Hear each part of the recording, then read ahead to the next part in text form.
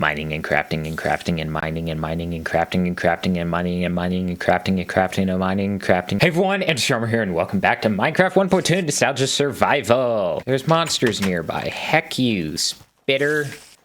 Get off my roof. Cows, it's breeding time, not feeding time. How do you make books back in this era? Oh my gosh, it's shaped. Let's make some bookshelves. Now, we need a crap ton of bookshelves. This is back in the era that we needed 50 levels for the max enchantment, and you needed 3 bookshelves high, not 2. So we have a measly 8 bookshelves. 250, 250, and we are headed to the jungle.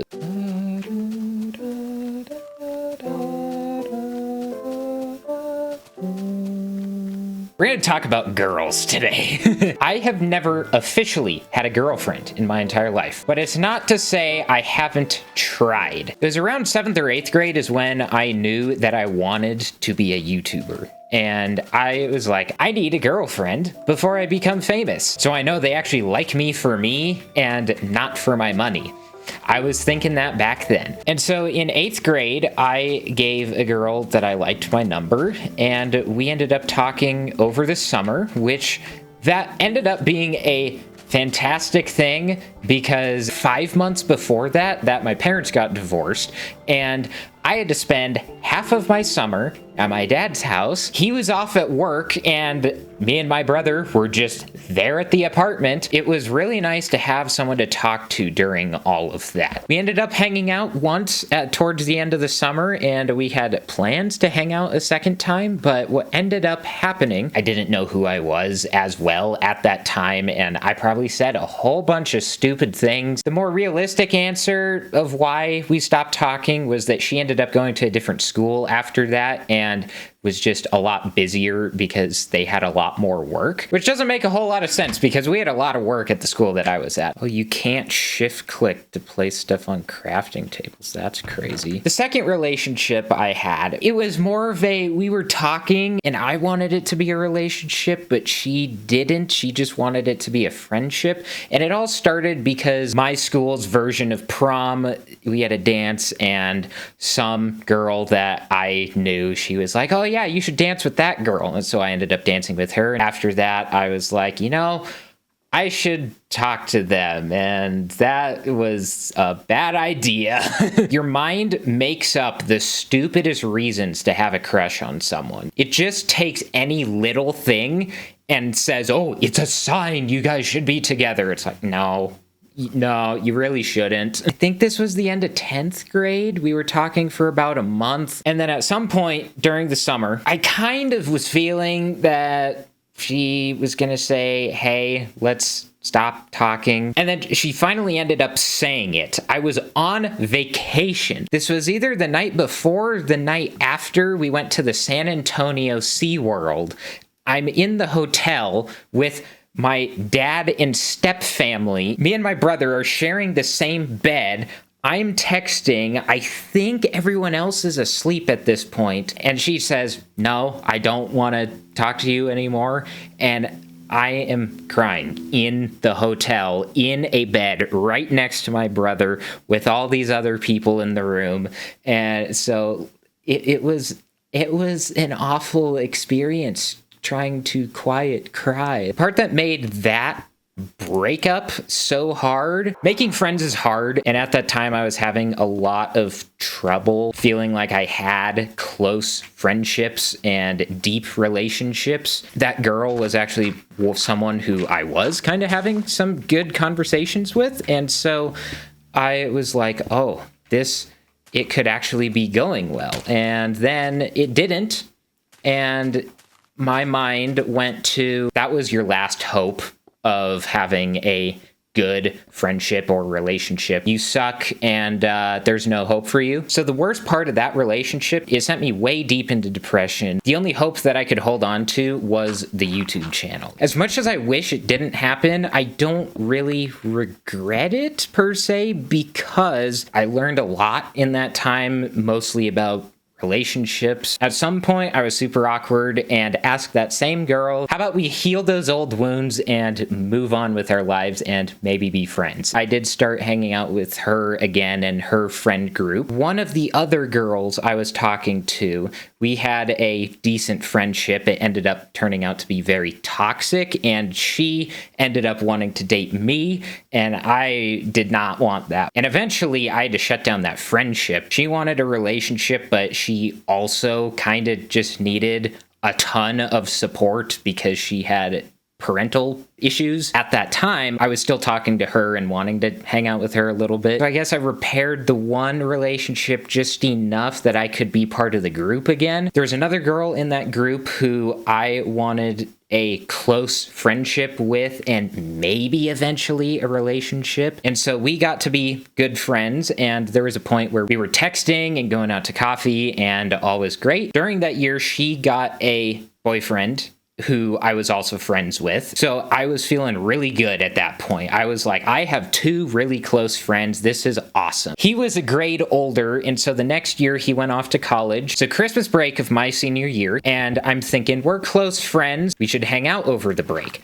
We never did. I was talking to the boyfriend who I was friends with, and I was like, can we still hang out? He invited me to his house, which is like 45 minutes away. On my way down to his house, that was the first time I ever did a 0 to 60. That was what solidified my love for cars. So we took a ATV quad out on the ranch and ran out of gas and had to walk all the way back and then get another one and tow it back to the house. We had a good time, had good conversations about the future. And the other thing that was happening is the girl had a lot of health issues going on. She didn't have that much energy and was frustrated with the health stuff, and I was very understanding of the health stuff, but what I didn't understand at that point was why you didn't want to just text someone about it. Second week back to school, senior year, there's 5 months left before we graduate high school, and one of my best friends stops talking to me out of the blue. I'm like, why aren't you talking to me? I talked to the boyfriend, and he was upset that I wanted to be closer to her when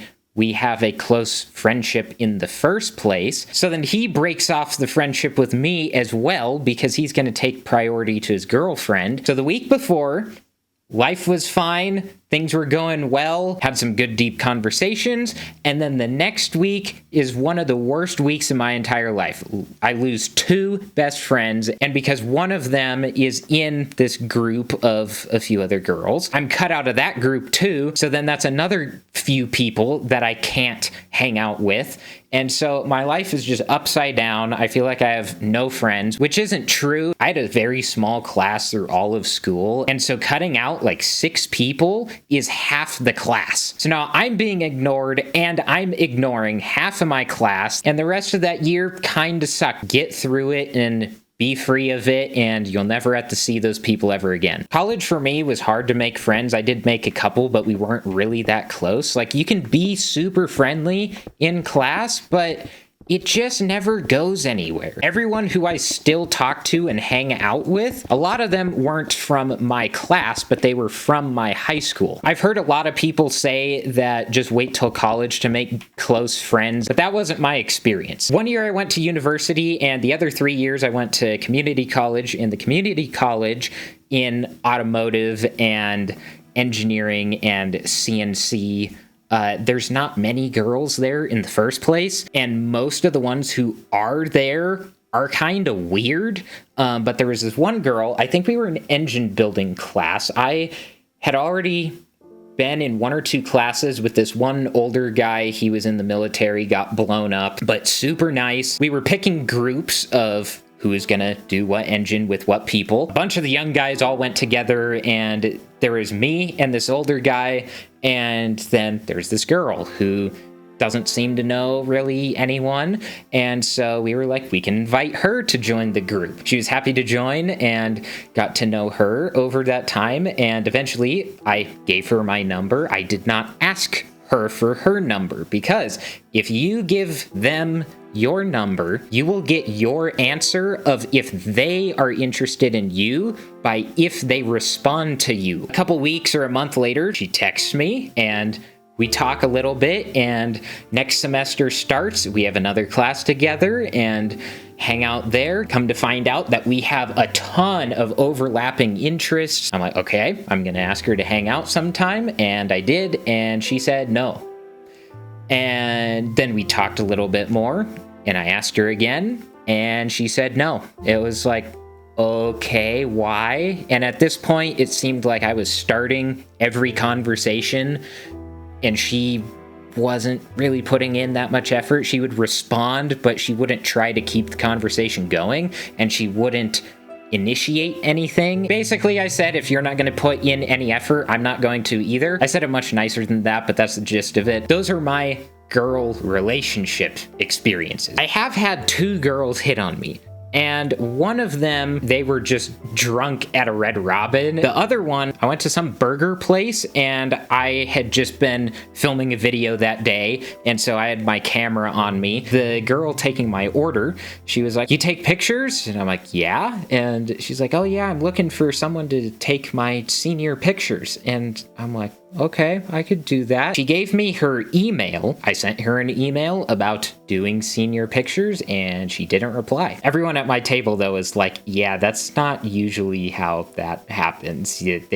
She's into you a little bit. It's like, oh, okay. My luck so far is that either I like a girl or a girl likes me. It's never both at the same time. I think most people have 3 reactions. It's either you look like you're 12, or 2 is that you look really smart. There was like 1 or 2 weeks that was really weird coincidence that twice I got told by people that I should go be a model. I'm like, huh? What is this coming from? I've hardly been complimented my whole life, and then all of a sudden, in the same week, I'm getting told I should be a model by 2 people. We have a patio, a roof, and a nice big window. I guess it's time to move into a new place. It's kind of ugly, but there weren't as many blocks back then to make stuff look nice, and slabs really suck in this version. Need some fence for a guardrail around the outside there. We could also put some pressure plates down.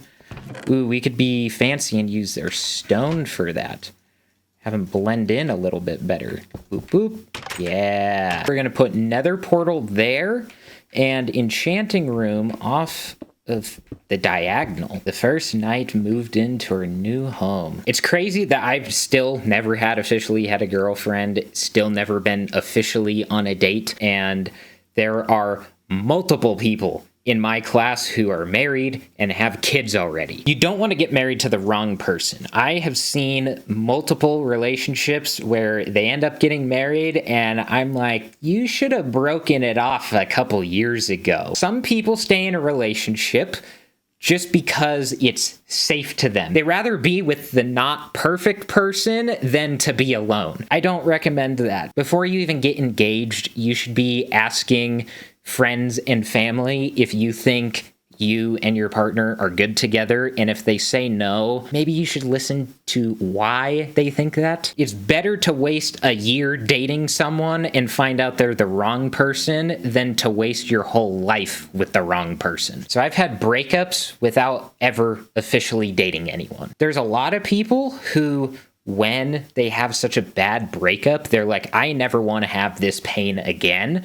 And so they don't take the risks of a potential good because of the possibility of heartbreak. And so they settle for the neutral. And some people don't settle for the neutral. They try to become a control freak so that the bad will never happen. What some people realize, though, it is worth risking the pain of a breakup for the chance of a really good relationship, because the feeling of a great relationship is like nothing else in the world. So if you are that person, don't lock your heart up in a box and let it rot. So that's a whole bunch of stories of my experience with women. So if you're going through a hard time, you'll get through it eventually. And if you're alone, I hope you can have some sort of sense of friendship and community here, and understand that there's a whole bunch of people who have gone through the same thing that you're going through. If you like this one, share with a friend, and if you want to see more like this, hit subscribe. So thank you all so much for watching, and I'll see you next time.